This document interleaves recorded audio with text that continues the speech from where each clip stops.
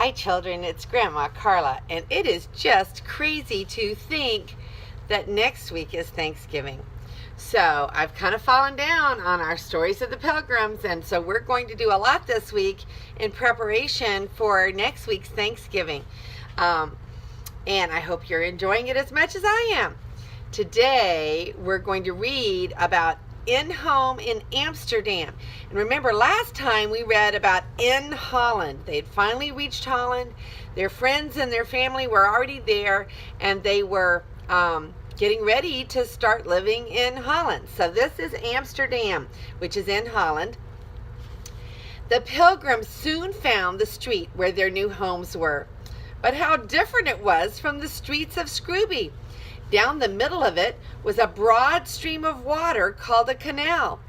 On each side of the canal was a narrow road paved with stones. The roads were not wide enough for a horse and a wagon. When the people wished to ride or had heavy loads to carry, they used a boat on the canal. The houses looked more odd than the streets. They were made of brick of every shade of red and pink and yellow. They stood close to the street and quite near together. But strangest of all, many of them did not stand straight.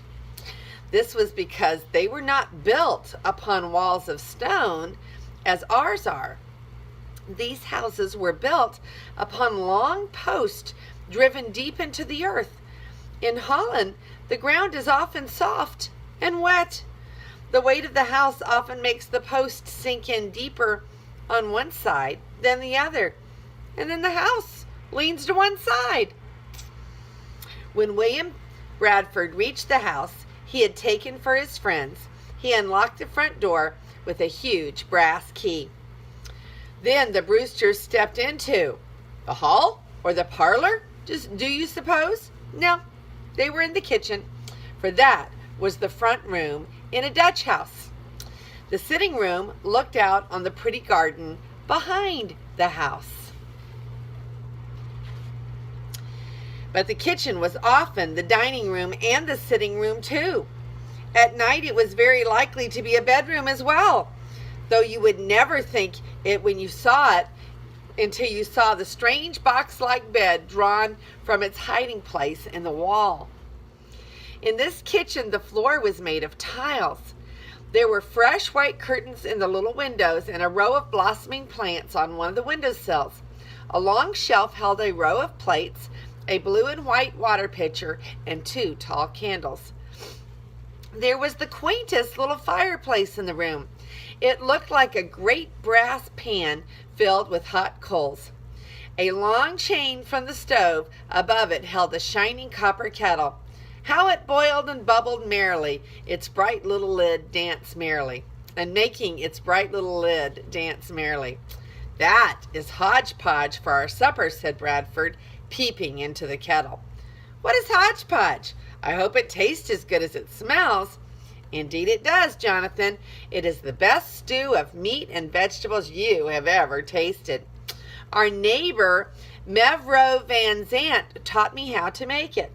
Here are some little seed cakes she gave me for you children. Our Dutch neighbors are very kind. They have done much to help us make the homes ready for our friends. When bedtime came, Mistress Brewster took Fear and Patience upstairs to their own little room. In the corner was a large bed, quite hidden behind long curtains which reached from ceiling to floor. When Patience pulled back the curtains and saw the high feather bed, she thought she would need a ladder to get into it. As their mother tucked the children in and kissed them good night, Patience whispered, "Isn't this just like a dream? I fear when I waken in the morning this nice little house will be gone. The windmills and the canals and the boats and the storks and the dikes will all be gone, and we shall be in England again."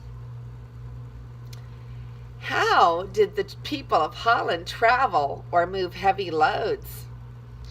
Not like you and I do. Why were many of the homes not standing straight? What is hodgepodge? How did the Dutch neighbors treat these new people from England? And what was Patience afraid of as she was tucked into bed? All right, so here are the pictures. Here they all walk into, right off the street, they walk into the kitchen, and look over here, there's hodgepodge in the pot. Hodgepodge, a stew. And here is Patience peeking in, and she's afraid that maybe when she wakes up in the morning, everything will be a dream. But look how high that bed is. She thinks she's going to need to get a step ladder to get on it.